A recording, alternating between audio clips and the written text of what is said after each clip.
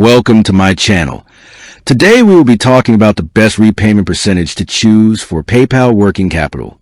I've used PayPal Working Capital for my small business, and the key thing I learned is that the best percentage isn't a one-size-fits-all number. It's the one that perfectly balances your cash flow needs with how quickly you want to finish paying off the loan. Here's how it works from my experience. PayPal lets you choose percentage of your daily PayPal sales to automatically go toward your repayment. This is great because when sales are slow, you pay less, and when sales are booming, you pay more and finish faster. The percentages typically range from around 10% on the low end, all the way up to 30% or more. Now, why does the percentage matter so much?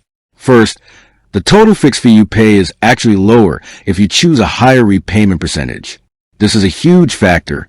For example, if I chose a 10% repayment rate, the flat fee PayPal added to my loan was significantly higher than if I chose, say, a 25% rate, even for the same loan amount. The higher the percentage, the cheaper the money is for you in the long run. Second, cash flow is king.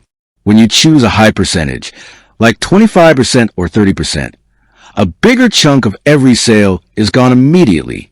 I found that this can really put a squeeze on my daily operating expenses, like paying suppliers or running ads.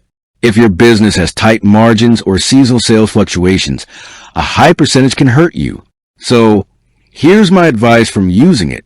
If your business has very consistent high volume sales and you have strong cash reserves, choose a higher percentage, like 25% or 30%.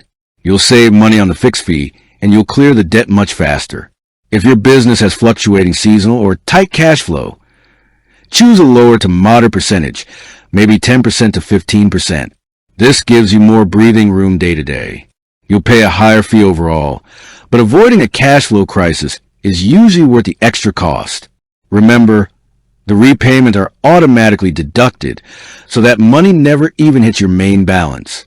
Before you finalize, PayPal shows you a screen with the different percentage options, the exact fixed fee for each, and the estimated repayment time. My personal best percentage was the one that gave me the lowest fee without forcing me to scramble for cash every week. For me, that usually landed somewhere in the middle, around 18% to 20%, but you have to run your own numbers based on your daily sales and business needs. With that being said, thank you for watching. For more finance videos, kindly check my page. Please like, share, comment, and subscribe to my channel. Thank you.